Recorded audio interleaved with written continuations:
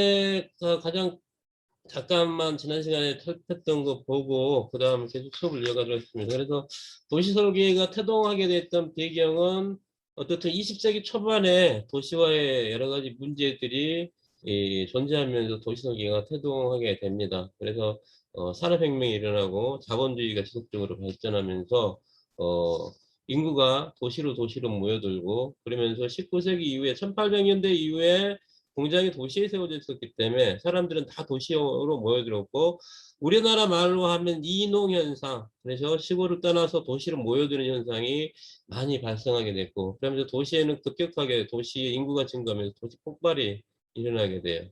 그러니까 기존에 사람들이 도시와 농촌에서 주로 사람들이 살다가 도시로 사람들이 급격하게 모여들었으니까 도시에 여러 가지 문제들이 많았겠죠. 특히 주거의 문제, 엄청난 주거의 문제가 대두가 되게 되고 건축물을 하루아침에 지을 수가 없었으니까 지금 기술로 하면은 뭐 얼마든지 빠른 시간 내에 지을 수 있었겠지만 이때 당시의 기술로는 건축물을 짓는데 굉장히 한계가 있을 수밖에 없었겠죠.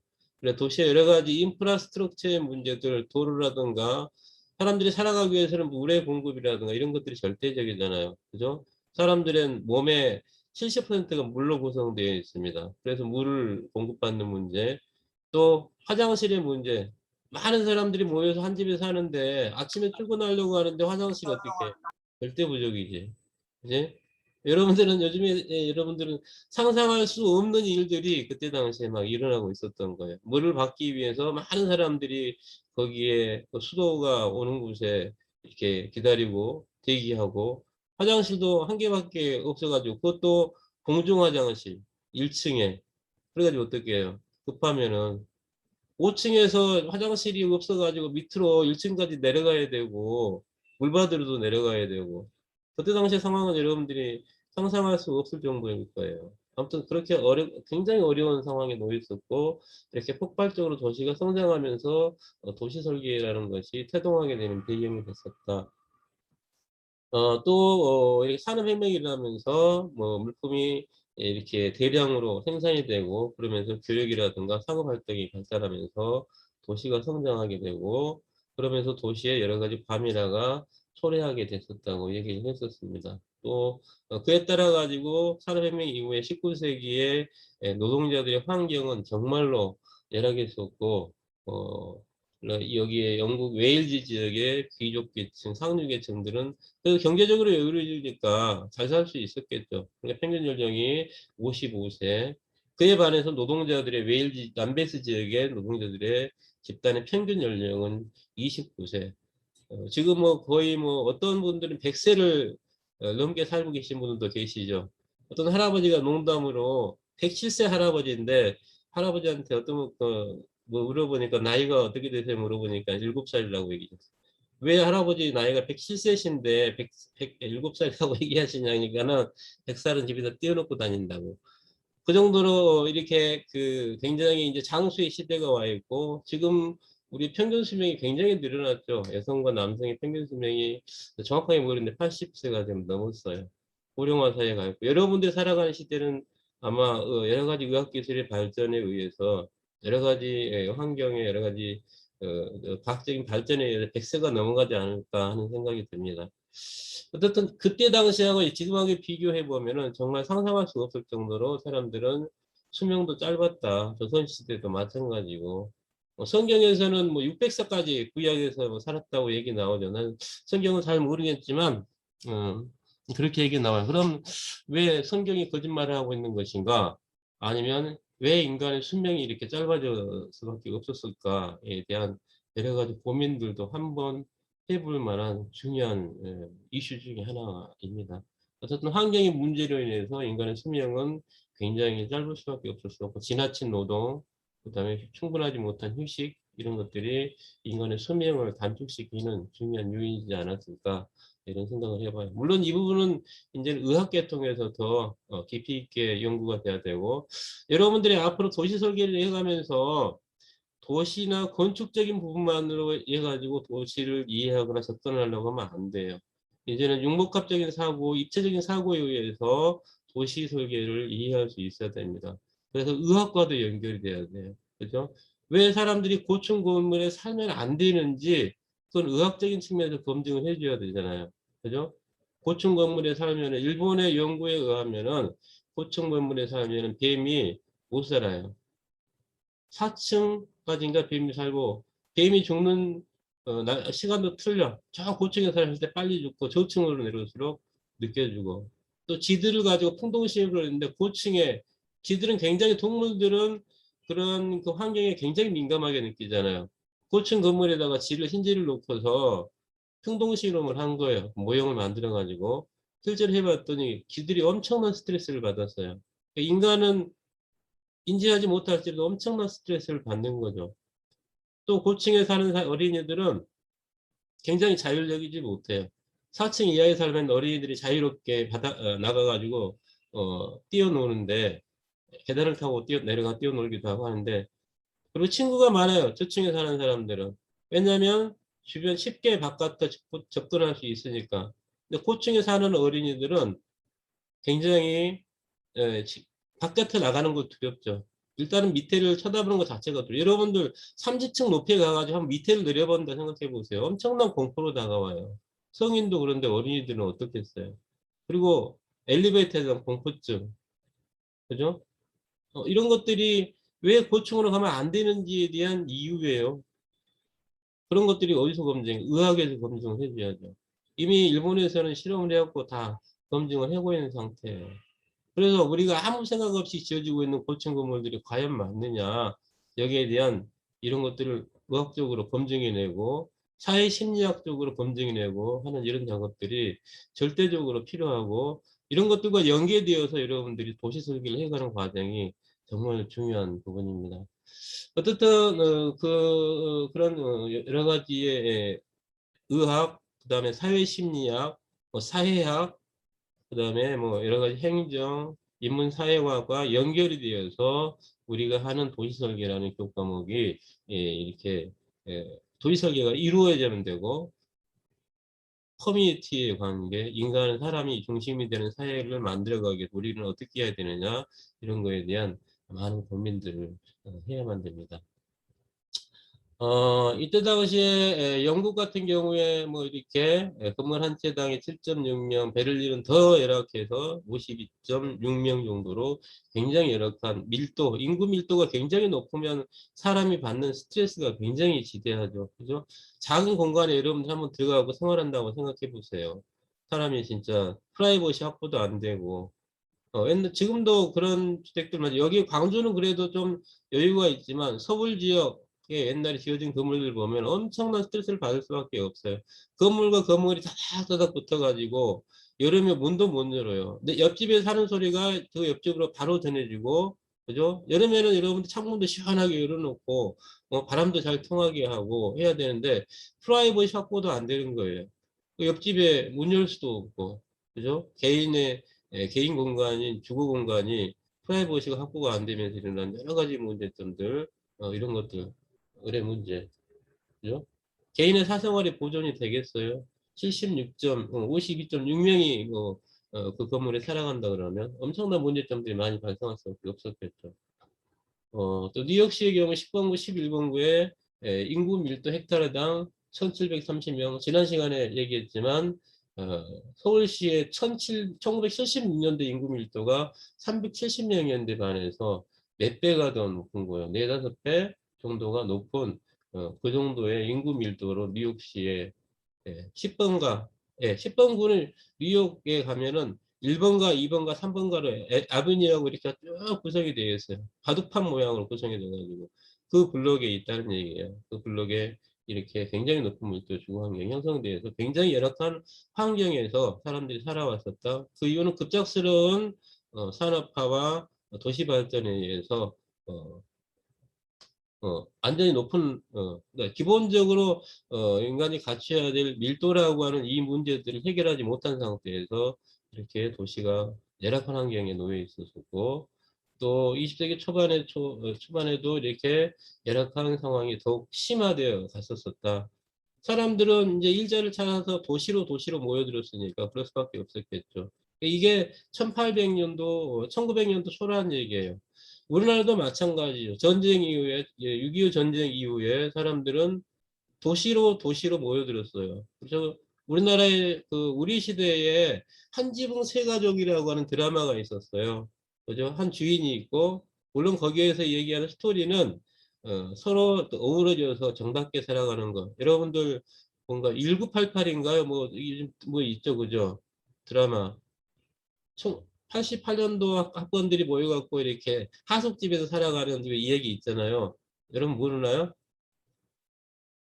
있어. 아무튼 드라마 있어. 나중에 알려줄겠는데 드라마 제목을 모르겠는데 그런 얘기들이 살아가면서 공동체를 이루면서 살아가는 사람들의 삶의 이야기. 한 집에서 지하에서도 살고 영화 뭐죠?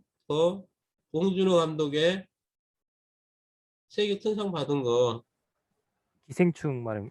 그렇지. 기생충처럼 기생충의 얘기하고 비슷한 거예요. 그 사람들의 어떤 기생충은 좀 다른 차원에서 얘기지만, 거기 유기화된 어떤 삶에 대한 어떤 그런 얘기에 대한 얘기도 있지만, 거기에서 뭐한 집에, 밀도라고 하는 얘기를 내가 좀 하고 있는 거예요. 한 집에서, 한 집이 살아가는 요즘의 시대와는 틀리게, 기본적으로 강주에도 보면은 단독주택들이 1층에 주인이 살고, 아니면 2층에 주인이 살고, 1층에는 세를 놓는 그런 구조로 되어 있는 게 일반적이었다. 근데 그보다도 훨씬 더 높은 밀도의 방 하나에 여러 명이 살 수밖에 없었으니까 여러분들이 만약에 한 방에서 10명들이 10명이 한 번에 산다고 한번 생각해 보세요.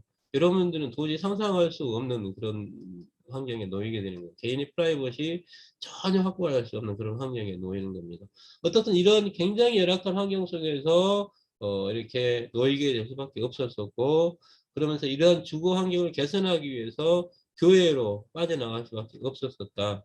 그래서 교외에 주거지 개발이 붐이 일어나고, 또 이러한 밀도의 문제뿐만이 아니고 거기에 있는 여러 가지의 도심 공간의 환경, 그러니까 석탄을 주로 이용해서 썼기 때문에 고로로 인해서 도시 환경이 극도로 열악해질 수 없고, 그러면서 또 사람들의 수명도 단축될 수밖에 없었기 때문에 중산층 이상의 사람들, 경제적으로 여유 있는 사람들은 다 어디로 나갔어요? 외곽으로 나갔죠. 외곽으로 빠져나가가지고 산단 말이에요. 그래서 교외의 주거지가 개발이 붐이 일어나면서 이렇게 교외 주거지에도 마찬가지 계획을 통해서 철저하게 이루어졌다면 모르겠는데, 이런 것들이 계획이 안 된 상태에서 무분별하게 이루어지다 보니까 난개발이 이루어지는 그런 결과를 가져왔습니다. 그래서 그런 것들이 대응해 가지고 이제는 도시 설계라고 하는 개념이 태동하게 됩니다. 앞에 여기 그림에 대한 내용들 여러분한테 다 설명했기 때문에 지나가도록 하겠고요. 여기서 말하고 싶은 것은 이 18세기 말에 이렇게 배짜기를 한 모습인데, 그 모습이 현재는 없지만 내 세대까지도 부모님들이 배를 짜고 하는 그런 것들이 계속 이어져 왔었고, 18세기 말에, 그러니까 1700년도 말에 이렇게 배를 짜던 이 시절에, 우리나라에 이렇게 배를 짜고 있던 이 시절에 유럽에서는, 서양에서는 이렇게 공장을 만들어서, 대형 공장을 만들어서 가고 있었었다. 우리나라가 얼마나 뒤져 있었는지, 여러 가지 세국 정책에 의해 가지고 여러 가지 조선 시대에 이미 서양은 이렇게 선진 문명을 받아들여서 이제는 새로운 산업혁명을 일으켜서 발전해 가고 있는 이런 모습과도 역사적인 측면에서 비교도 가능합니다. 어쨌든 공장을 통해서 이렇게 굉장히 많은 것들을 새로 생산하면서도 오염되고 하는 그런 결과를 가져왔었고, 사람들은 그것에 주거의 문제를 갖다가 대응하지 못하면서 도시설계의 필요성들이 절대적으로 대두되게 됐었다. 또 이렇게 위계화된 삶, 부르주아들, 노동자들의 삶을 통해서 이 사람들은 돈을 벌었고, 기계의 발명을 통해서 그 자본가들이 돈을 끌어들여서 여유로운 삶을 살았던 반면에, 노동자들은 이렇게 정말 가난하게 살면서 살 수밖에 없는 그런 환경의 역사에 대해서 그러면 얘기를 하고 있습니다. 산업혁명 이후에 이렇게 많은 사람들이 모여들면서 갖춰지지 못했던 인프라들에 인해 가지고 사람들, 노동자들의 부인들의 모습들을 이렇게 볼 수가 있고요. 노동자들의 삶의 모습들, 공장에서 잠자리를 제공하지 못하고 이렇게 이런 공간에서 잠을 자고 일을 하고 했었으니까 이 사람들은 오래 살 수가 없는 환경에 놓일 수밖에 없었겠죠. 오로지 일, 잠, 일, 잠, 끊임없이 노동의 착취라고도 할 수 있는 그런 환경들이 계속적으로 일어났던 겁니다. 얘기했죠. 잠을 의자에서 자다가 넘어질까봐 이렇게 줄로 해가지고 해서 잠을 잡았다고. 여러분, 지금 시대에는 감히 상상할 수 없는 일들이 이때 당시에 일어나고 있었던 겁니다. 이 환경의 오염으로 인해서 또 이렇게 노동자들이 한 방에서 정말 열악한 환경에서 이렇게 잠을 자고 있는 모습들을 볼 수가 있습니다.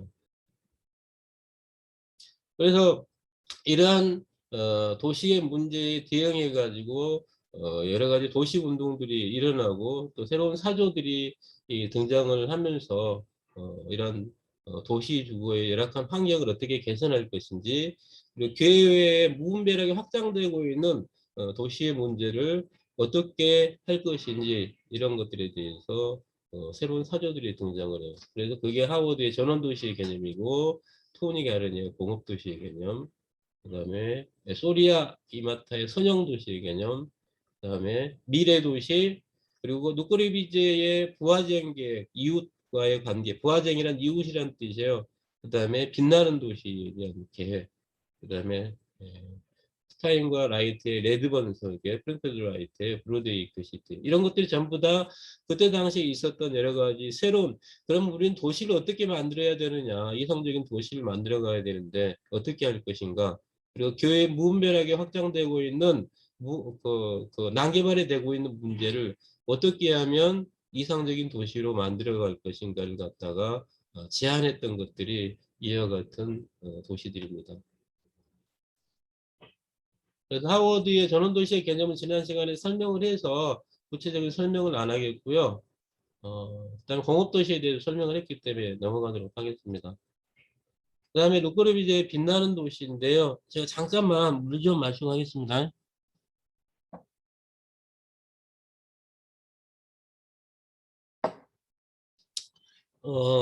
지난 시간에 여기까지 하다가 수업을 멈췄어요. 루크르비제 빛나는 도시, 빛나는 도시는 그야말로 지난 시간에 설명했던 것처럼 파리의 프랑스의 그 건축물들이 대부분 다 중정형의 형태를 취하고 있는데, 이 중정형의 형태는 중정이 아니에요. 거의 바람 정도 통할 수 있는 정도의 그 정도의 공간으로 형성이 되어 있다. 그렇죠? 이렇게 해서 이렇게 만약에 중정이 넓었다 그러면 빛이 충분히 들어올 수 있었겠죠. 그죠? 이렇게 넓었다 그러면 빛이 밑에까지, 대부분 다 파리에 가면은 여러분들 꼭 여행해 보세요. 건축에서 여행을 안 해보면은 이해를 못해. 무슨 얘기 하는지 이해를 못해. 가서 봐야 돼. 이렇게 넓은 중정이 들어가고 빛이 충분히 안까지 들어온다 그러면, 빛이 충분히 안까지 들어온다 그러면 여기 문제될 게 없죠. 그죠? 문제될 게 없어요. 여기까지 빛이 밑에까지 다 들어오고. 그죠? 요 빛이 떠서 보통 일조량을 최근에는 아무리 못해도 4시간 이상 받을 수 있어야 된다고 얘기를 해요. 사람들이 빛이 안 들어오는 공간에 들어오면 어떻게 돼요? 사람들의 심리하고 굉장히 밀접한 상관이 있죠. 이것도 의학적으로 검증이 돼야 돼요. 빛을 받으면서 살아가는 주거 환경, 빛을 못 받는 환경에서 사는 주거 환경, 지하실에서 사는 사람들의 심리에 어떤 영향을 미치는지, 어린이의 성장에 어떤 영향을 미치는지, 그죠? 그것도 다 연구 과제예요. 연구가 돼 있는지 안 되는지 모르겠어요. 아직까지 우리나라는 의학과 관련해 가지고 공동 연구를 한 적이 별로 없어요. 공간 심리와 관련해서 공동 연구를 한 적이 없어.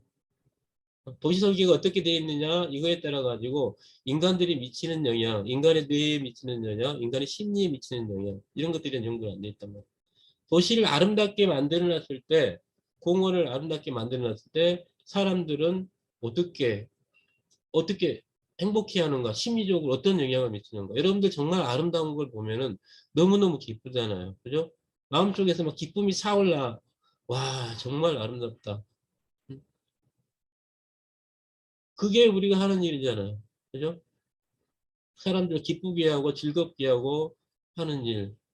근데 그런 일들을 근데 이렇게 되어 있는 게 맞는데, 파리에는 옛날 건물들이 보면 이렇게 해가지고 빛이 들어올 수도 없어요. 그냥 바람만 통풍만 될 정도의 그런 공간을 만들어 놨단 말이에요. 왜 이랬을까? 왜 이럴 수밖에 없었을까? 이유는 지금 우리의 모습과 똑같아. 최대 이윤을 찾기 위해서 건물의 양을 늘리는 거예요. 건물을 최대한 많이 지어가지고 거기에다가 뭐예요? 세를 놔야죠. 세를 놔서 돈 벌어야 되니까. 목적이 거기에 있었던 거예요. 그러다 보니까 어떻게 돼요? 여기에다가 빛이 안 들어오는 이런 공간을 만들어가지고 이렇게 했던 거예요. 그래서 빛이 안 들어오는 공간, 이게 파리가 이게 지금 옛날 건물인데 이 모양이 이렇게 돼 있다. 그래서 누꾸르비제가 생각했던 것은 빛으로 가득 찬 도시를 만들자. 이게 목적이에요. 그래서 빌 하디우스예요. 영어로 하면 라디언스 시티. 불어로 하면 라빌 하디우스라고 그래요. 응? 그래서 빛으로 가득한 도시. 그래서 지금 우리나라 아파트 같은 경우 사람들이 뭘 선호해요? 다 남향 선호 사상이 굉장히 강하죠. 빛에 대한 선호 사상이 굉장히 강해요. 그러니까 다 보면 어떻게 남향을 제일 선호해. 그것과도 연관이 돼 있어요. 그죠?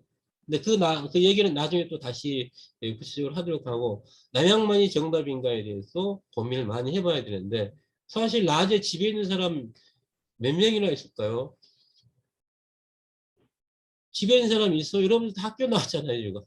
어? 코로나 시대니까 있지만, 집에 있는 사람 주부들 집에 없어, 별로. 아버지들 다 일터에 가셔. 학생들 전부 다 학교에 가. 그럼 남향이 꼭 남향이어야 될 이유가 뭐야?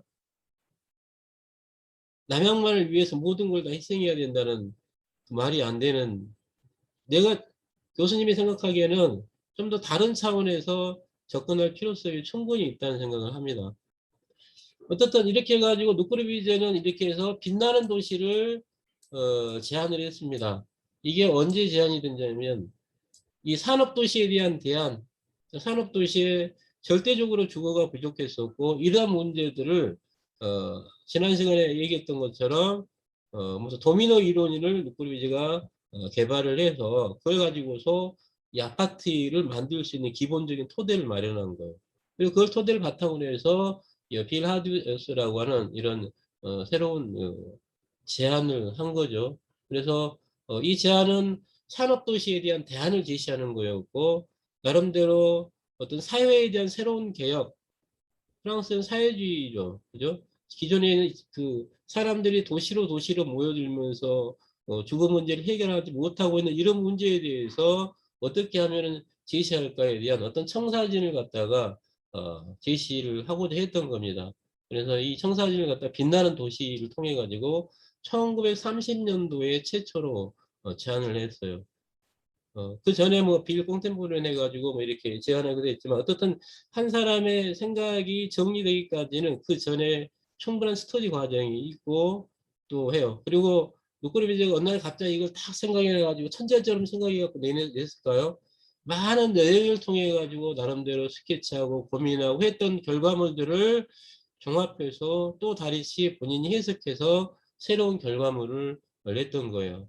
이 작품은 실현이 되지는 않았어요. 그렇지만 전체적인 베이스도는 이렇게 이런 개념을 갖고 있습니다. 뒤쪽에 가서 좀 더 구체적으로 설명을 하겠고요.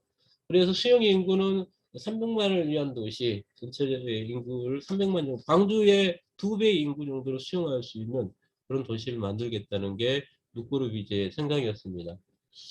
그리고 여러 가지 도시의 오염과 과밀의 문제 해결을 위해서 수직적인 팽창의 도시를 제안했었고, 또 고층의 타워는 이렇게 도시의 인구 수용 능력을 갖다가 감소시키지 않으면서도 더 많은 공원을 조성하고 도시의 오염 문제를 해결하려는 의도를 지니고 있습니다.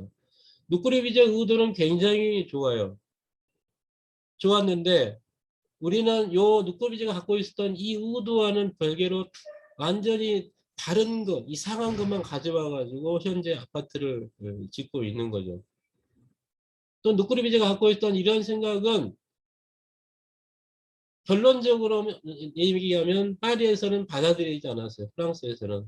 왜냐하면 누꾸르비제가 갖고 있었던 생각은 전통을 다 없애야만 됐었어요. 프랑스의 존재, 파리의 존재하고 있는 몇 개의 중요한 건물 이외에 나머지 주거들은 다 허물어버리고 새로운 걸 만들겠다고 하는 거였어요. 근대 건축의 거장 중에 한 명으로 꼽히고 있죠. 또 나중에 근대 건축의 이념에 대해서 얘기하겠지만 근대 건축이 추구했던 것 중에 가장 큰 것 중에 한 가지는 과거의 역사와의 단절이에요. 그건 뭐냐면 옛날에 있었던 역사적인 것들을 다 지워버리고 새로운 것을 하겠다고 하는 급진적인 사고였던 거죠. 근데 건축에서 역사를 지워버린다 그러면 아무것도 없는 거예요. 그죠? 지금 우리 아파트 단지 짓는 거가 똑같아요. 기존에 있는 건물들 다 불도저로 밀어버리고 새로운 아파트를 짓고 있는 거죠. 그거에 대해서 지금도 프랑스 사람들은, 프랑스의 전문가들은 너무너무 이 거의 안 지어지기를 잘했다고 얘기를 해요. 만약에 이 건물이 지어졌다 그러면 누가 프랑스에 여행을 오겠느냐? 프랑스의 관광객이 없었을 것이다. 이렇게 얘기를 하고 있습니다. 굉장히 많은, 유럽에서 가장 많은 관광객들이 오는 나라가 프랑스예요. 파리. 그죠? 파리의 정체성을, 만약에 이게 지어져서 갔더라 그러면 정말 파리의 정체성은 다 무너져 버리고 없었을 겁니다. 우리는 우리의 정체성을 얼마나 지켜가면서 도시를 만들어가고 있는지, 우리는 앞으로 우리 도시가 갖고 있는 역사와 전통을 어디서 찾아봐야 되는지, 그죠? 신홍주 교수님이 하고 있는 역사와 전통이 굉장히 중요한 한 거, 도시 설계에서 핵심이 되는 부분이에요. 거기서부터 출발해서 와야 돼요. 광주의 역사성이 어디서부터 출발해 와야 되느냐? 어? 우리 고민해야 될 부분이에요. 광주의 역사성이 뭐 아시아 문화전당에서부터 오는 건가요? 아니죠. 아시아 문화전당은 하나의 부분일 뿐이에요. 그 전에 존재했던 광주의 역사성은 무언가? 100년의 역사. 그게 양림동인지 어딘지 정립이 안 돼 있어요. 광주는 평화, 인권, 민주의 도시라고 얘기를 하면서 물리적인 환경은 전혀 그렇지 못해요. 대한민국에서 가장 아파트가 많은 도시. 아파트가 우리의 전통 건축인가요? 전통의 도시인가요? 전통을 대변할 수 있는 것인가요? 이런 문제에 대해서 우리는 끊임없이 고민을 해야 됩니다.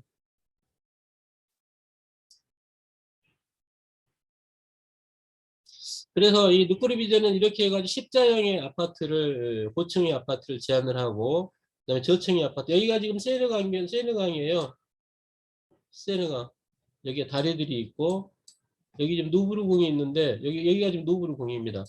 그러니까 여기에 광장 굉장히 파리 핵심적인 공간이죠. 핵심적인 공간. 여기 좀 지도를 한번 띄워볼게요.